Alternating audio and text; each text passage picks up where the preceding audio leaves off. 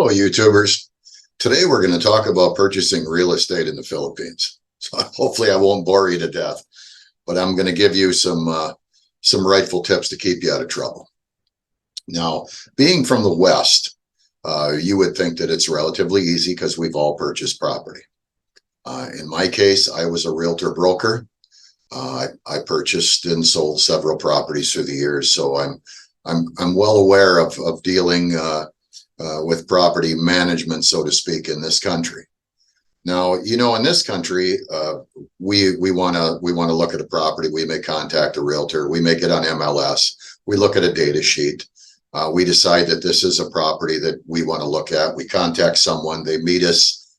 Of course, they have all the pertinent information, including the MLS data sheet, property condition report, the contract that was signed by the seller that's selling the property. And so we have all of that information at our fingertips when we look. So we get to the point we want to make an offer. The realtor that met you at the property may write the offer, or you may choose to take it to a realtor of your choice. If you say make a realtor, another realtor, may be a friend, a designated agent that's representing you. And either way, you make an offer on the property. The money is put in escrow. Let's say everything looks good. There are no adverse conditions. And I'm talking adverse conditions, like saying maybe there's an assessment on the property that's laying in the weeds, that they're putting curb gutter or city sewer and water in. And at that point, you know, them things are all addressed up front prior to the sale. Usually it's 1.5 times the amount of the assessment is put in escrow by the seller, by the way. You don't pay that unless you make a special offer, so to speak, because everything is negotiable. And it goes to a title company. They do a title search. They give you title insurance, which means they guarantee clear title. Your bank of choice looks at everything. You know, there was an appraisal done on the property. Everything is hunky-dory and it's transferred, and you have a title at your fingertips within 30, 45, 60 days.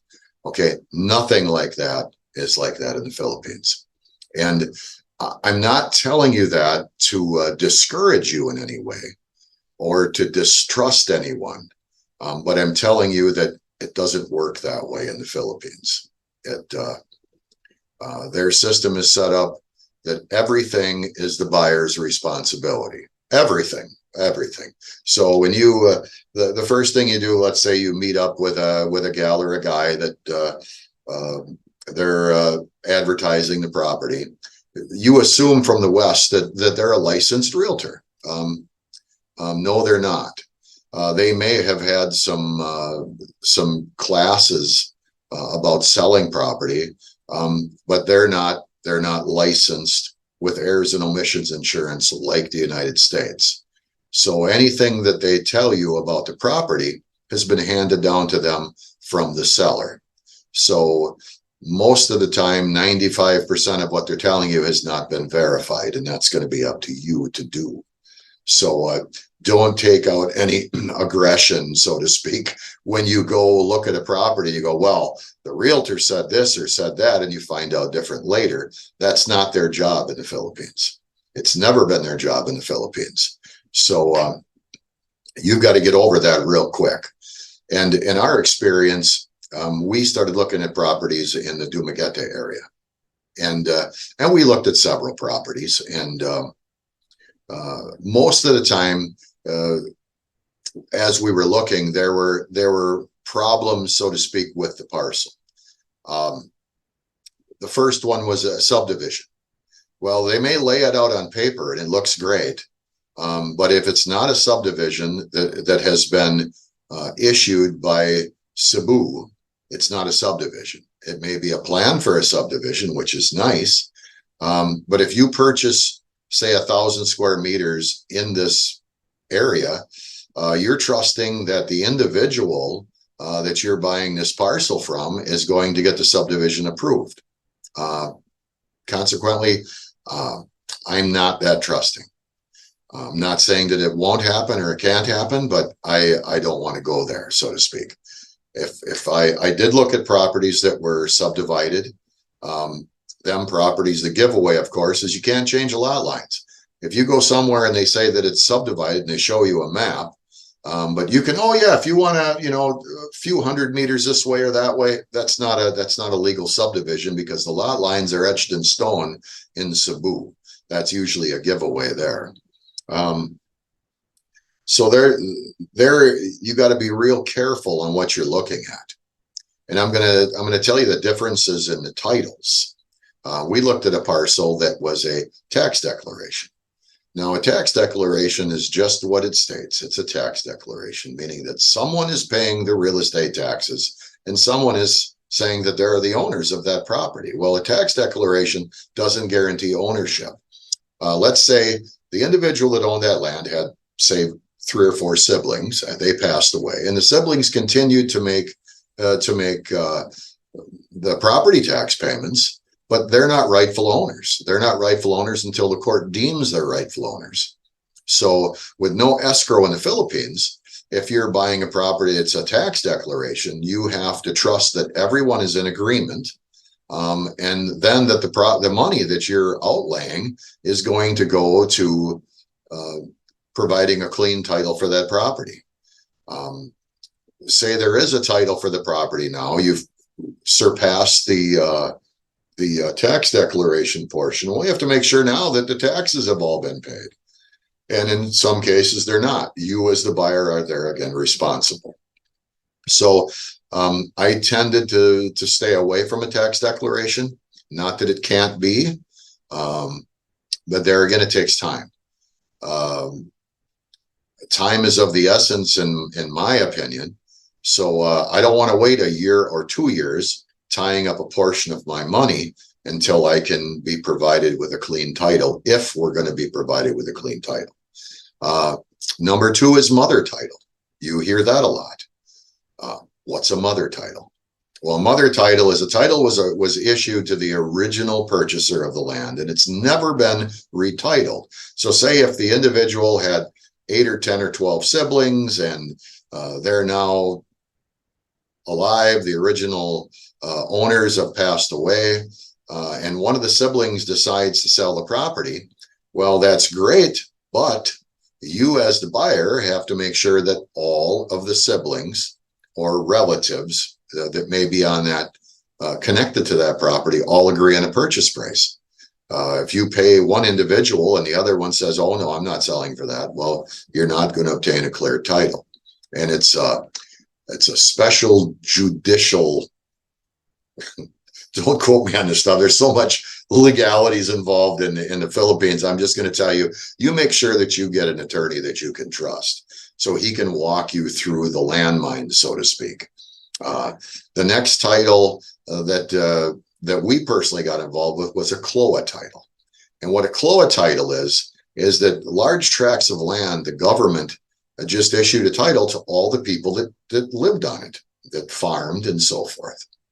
So in CLOA, they had to maintain that property for a minimum of 10 years.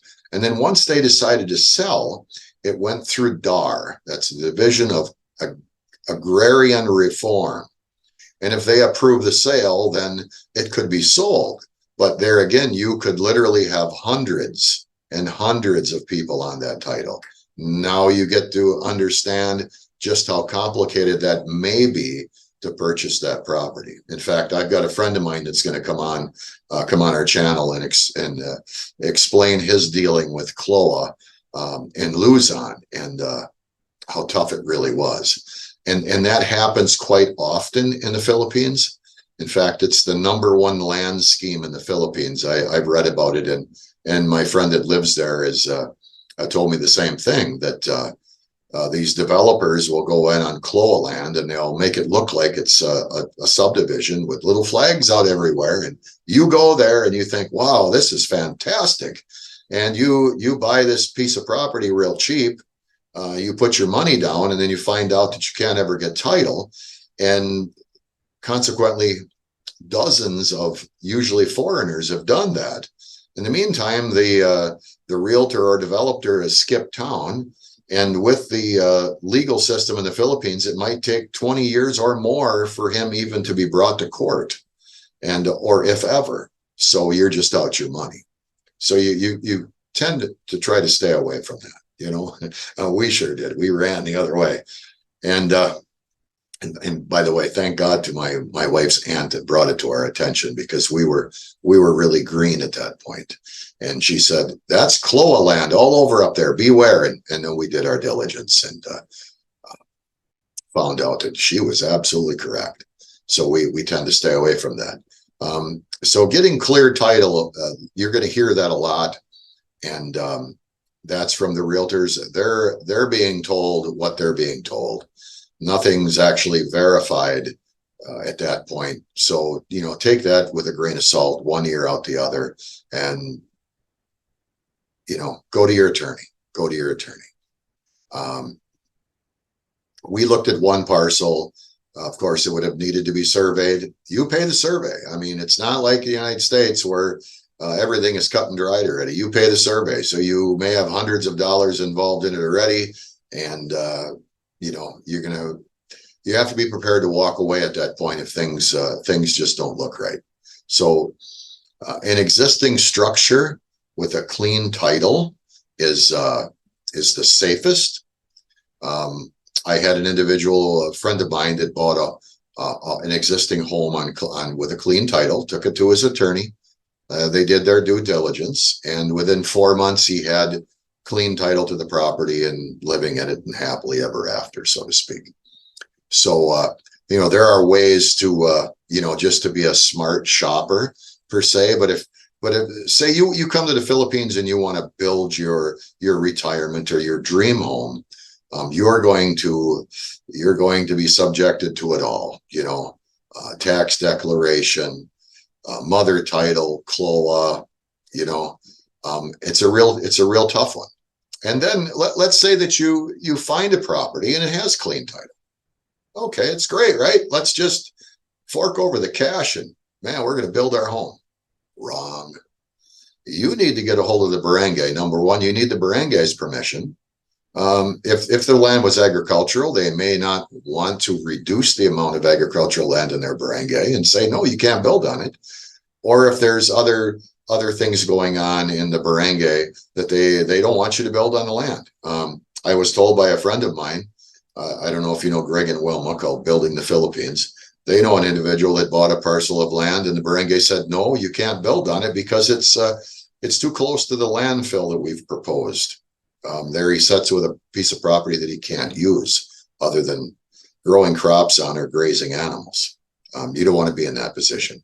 So you need to do your due diligence, go to the barangay, make sure that the property that you want to purchase, that you can build on it. And then when it comes to water and electricity, you know, in this country, say it's of course, if it's a city lot, you already know that there's going to be sewer and water. If it's not, it'll be clearly stated as to why. If it's in the country, of course, they do a perk test. So if you need a septic, a mound, or a holding tank, and you may have to drill a well. All of that's very simple in the United States. You get your permits from the land use permits, and you go right ahead and get the job done. It's not like that in the Philippines. So you want water. If the barangay that you're building in or so choose to build in, they may say, we don't have any more water for you. We only have enough water for everybody else. Well, then you're going to have to dig or drill a well. I've never been in that position. I'm sure it's done, but that's just another aspect that you have to look at and be aware of. So you want to avoid all of these things because there are so many landmines, so to speak. There are other definitions of titles. I'm not going to go into that. You're going to need to talk to an attorney. And if you learn anything from this video today, before you do anything, you get involved with an attorney, with one that you think you can trust. Of course, if it's an area with expats, contact the expats. Make sure, so to speak, that you have some word of mouth that say, yeah, this guy's sharp, this guy's good. Do your diligence, get a good attorney. And so you know you got him in your hip pocket, so to speak, and then go out there and start looking. And each parcel of land that you look at, it's not like the United States. The United States, looking is free.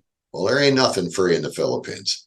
You look at a property, you're going to need to get your attorney involved. There's usually going to be some charges. He's going to look at the validity of what this parcel of land is, if it's a tax declaration or a mother title or a clean title. Are there back taxes? All of them things have to be looked at first. And of course, that comes out of your pocket, so, try to really watch what you're doing. If you go to the Philippines and you pick out 10 or 15 properties and you send it over to an attorney to look at them all, well, you might have a pretty big bill before you even had the right to walk on a property that might be yours someday. So you got to be real careful. And that was the reason I wanted to make this video today, because I really had thought that I could, go to the Philippines and in a matter of a few weeks, I could find a parcel of land and purchase it and get ready to build our retirement property. And that was the farthest from the truth. It's really tough. It's buying property is a big decision. But when you get all of these other angles involved in the Philippines, it's a really tough decision. You can go into, say, Camella Homes or, large tracts like that with developers. More than likely, that's going to go very smooth. Of course, I would still suggest having an attorney that represents you to make sure that everything is correct. Sure, them instances are there. Or expats that have purchased larger tracts of land. They've went through, the gamut to get this done and subdivided and so forth.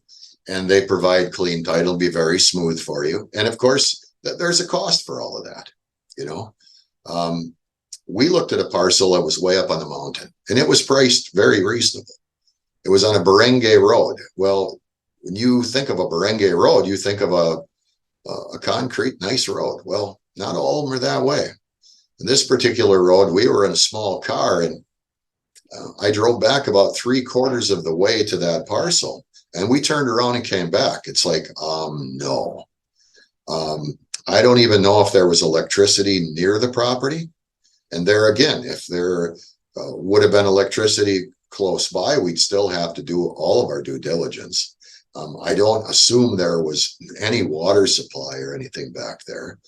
And in time with that road change, probably, just like in this country, it gets better and better through time with access. But, the land was cheap, but it was cheap for a reason, and I wasn't prepared to live off grid, so to speak, and I don't know nothing about putting a well in the Philippines. I mean, I'm sure it'd take me a few days and I'd find that out, but it was nothing that I really wanted to do.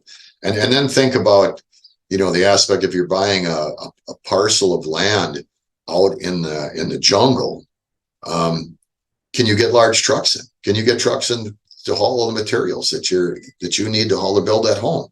There's so many other aspects. And I was a builder at one point in my life. So I look at them things right away and I go, well, if I'm not going to get in here with a small car, my chances of getting trucks in here for the things I need delivered are probably going to be pretty tough.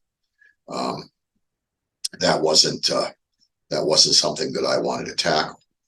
And if we would have, say, looked at existing properties while we were there, we probably could have found an existing property that had a clear title, that it would have been went relatively smooth, and we could have, done the transaction from here to over there with our attorney and made it work. But we were there primarily looking for a lot to build our home on. So for us, our best decision at this point, once we get over to the Philippines, we're going to rent, and then we'll kind of search around, so to speak, to see if we can find that right property or an existing property while we're there. We hope to be there 5-6 months out of the year, and that should give us enough time to make things work out for us and in our best interest. And that's the advice I'm giving you today, because it's really, really scary. And you hear all of the stuff online. Some of it I'm sure is embellished. Some of it might not be the truth, but a lot of it is. And I know that people are going to comment on this video, oh, you can't own land in the Philippines. Why would you be so foolish? Well, I can't own land in the Philippines, not unless I was a corporation, but my wife can. And yes, I know I'm going to put the land in my wife's name or the home. And if we weren't together, she could try to boot me out, so to speak. There's ways around that. My attorney said that I could be put on the title, so she could never sell the property, or you can lease back the property from your wife, say for 25 years with another 25-year renewal of the lease. So, I mean, there are ways to kind of limit your exposure if that be the case. In my case, at my age, I'm really not worrying about that too much at this point. So yes, we would like to have our own property there. And in fact, we talk about it all the time. In fact, this morning, my wife was talking about it. She said, honey, we could go into like one of these subdivisions and just purchase a small home there. It's easy. We want to travel as long as I can, until I get maybe to where I can't anymore. We meet with friends, we go out to dinner. Our home is a place where we can hang our hat, watch a little TV, and sleep and eat. I think the days of building a big spread, so to speak, for entertaining of guests, by the time we get there, that may not be what we want to do. So we really don't know exactly what we're going to do yet. But the only thing that I do know is that we're not going to attempt to purchase a property until we're there. And of course, I will have an attorney along with me every step of the way. So I hope the information that I've given you today helps you. Like I said, talk to an attorney, the very first thing. Get an attorney that you can work with, and so he can guide you along your way. Don't just watch my video and think you know everything, because I don't either. I'm the first one to say that. But when I get to that point, I will have an attorney to make sure that he keeps me out of trouble. So with that being said, if you like our videos, please hit the like button. Subscribe if you'd like. We're still a relatively new channel, but hopefully I find interesting things to give all the viewers every week.